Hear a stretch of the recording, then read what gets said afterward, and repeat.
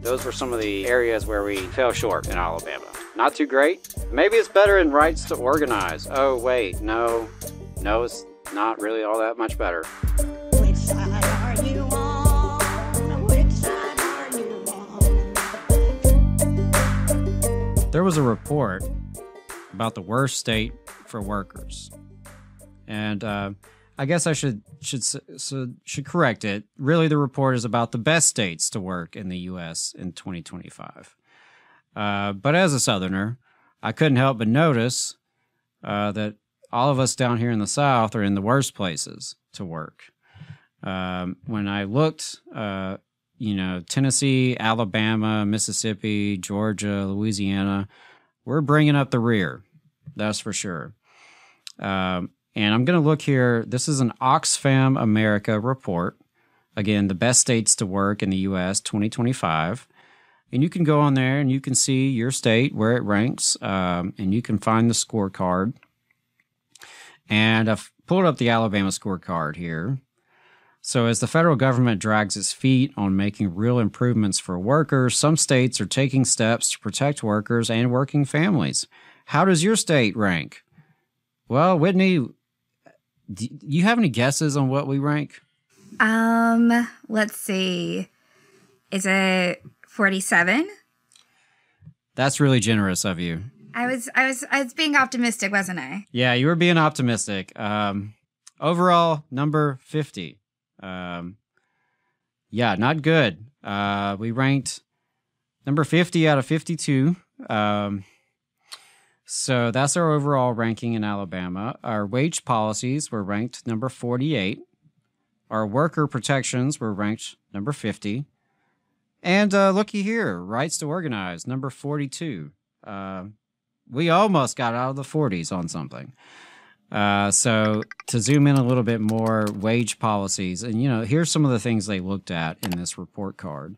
They looked at wage policies. What's your state hourly minimum wage? Well, Alabama doesn't have a minimum wage law. So it's whatever the federal one is, which is $7.25, which hadn't changed since I was like 19 years old. And I'm 36. So what's the minimum wage versus the cost of living for a family of four? The state tipped minimum wage, which here in Alabama, again, it's the federal one, so it's $2.13. Average unemployment benefits versus wages needed to cover the cost of living. Doesn't look good there. Unemployment benefits in Alabama, very low. Can localities set the minimum wage above the state standard? Can't do that in Alabama. No, we tried. We've been preempted. We have been preempted. We have tried that. Birmingham tried to raise the minimum wage years ago. We had raised the wage campaigns happening in all the major cities, gaining some steam. The legislature swooped in and said, nope. Even though we claim to love small government, we don't love that kind of small government. And so localities in Alabama cannot set the minimum wage above the state standard, which we also do not have a state standard. And does your minimum wage cover farm workers? Well, hell no, of course it doesn't in Alabama. So it doesn't look great in terms of wage policies. Let's look at worker protections. Maybe it's a little better there. Does not provide paid pumping breaks for breastfeeding workers. Does not prohibit pay secrecy practices in the workplace. Does not provide some form of paid family leave.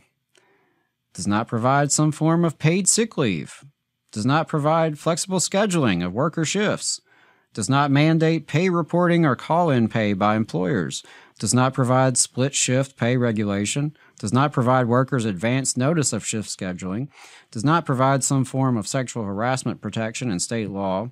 Does not extend workers' compensation mandates to farm workers, does not extend worker protections to domestic workers, does not provide a heat safety standard for outdoor workers, does not provide protections for warehouse workers, does not really maintain child labor protections. And those were some of the areas where we fell short in Alabama. Not too great. Maybe it's better in rights to organize. Oh, wait, no, No, it's not really all that much better. I will say the one bright spot that we have is that we did get a partially meets criteria regarding public workers, because we do have meet and confer for K-12 employees. North Carolina called in earlier. The brother from Asheville talked about them finally getting meet and confer. We do have that in state law here in Alabama. It varies widely in how effective it is and how it's implemented. But otherwise, we did poorly on the right to organize policies, because we do have right to work not only in law, but in our Constitution here in Alabama, which we know suppresses unions and membership. The state of Alabama, of course, does not provide collective bargaining or wage negotiations to teachers or other public sector employees, does not fully legalize project labor agreements to ensure a fair wage to workers on contract. And we have very minimal protections against wage theft retaliation. So Alabama and Mississippi rank closely in the labor index. Virginia leads the Southeast region through worker protections and compensation. It does have a minimum wage of $12.41 an hour, which is 28% of what it takes a family of four to cover basic cost in the state. In Alabama, the minimum wage, like I said, is $7.25, which is only 18.8% of the cost of living for a working family. So, again, Mississippi, Alabama, North Carolina, you weren't doing so hot either. I think North Carolina was technically the worst. Wow. So, good thing they're organizing in North Carolina, because things got to get better. Definitely need to be better. So, again, you can go to oxfamamerica.org and you can find that. Hey, 5 seconds. Just wanted to say that this is only possible because of our donors. If you want to see more of this, then consider donating yourself at tvlr.fm/donate. What I would like to dive into next are the states that did well, and kind of get some ideas and inspiration for where it's going a little better than Alabama in terms of worker rights, worker protections, worker benefits, rights to organize, protections to organize.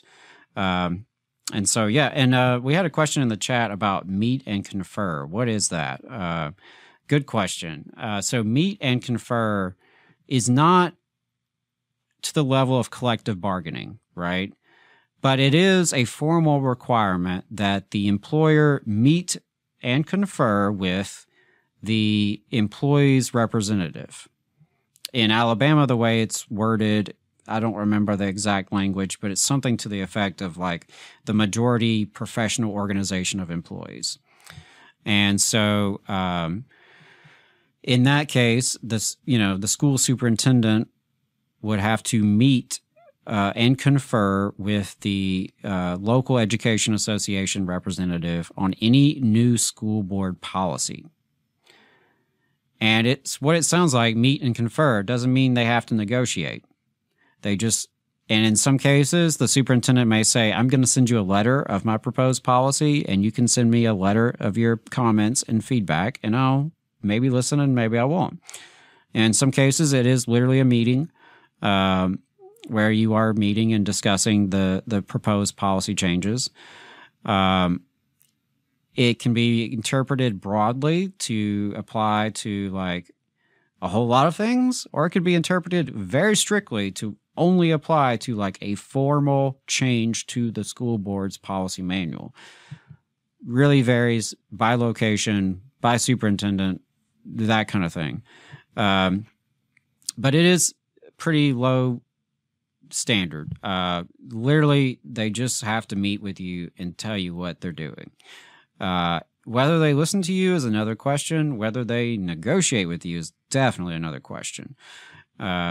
So it is a form of recognition in a way, right? Because when I was the local representative of Huntsville educators, I could say, well, the Code of Alabama 16-1-30 says I am a legally authorized representative, and you have to at least meet and confer with me about X, Y, and Z.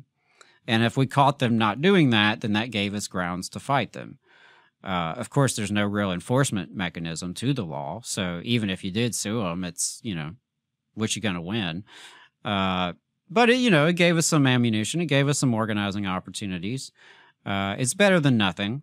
So yeah, it's an uphill battle if like you're just now getting that. But I know it took a lot of hard work in North Carolina to get to that point, because they do not even want to give that, right? Because it is a form of recognition. It is a form where they actually do have to communicate with you as a representative of employees, and they don't want to acknowledge your existence. That's the standard operating procedure, is pretend they don't exist, ignore.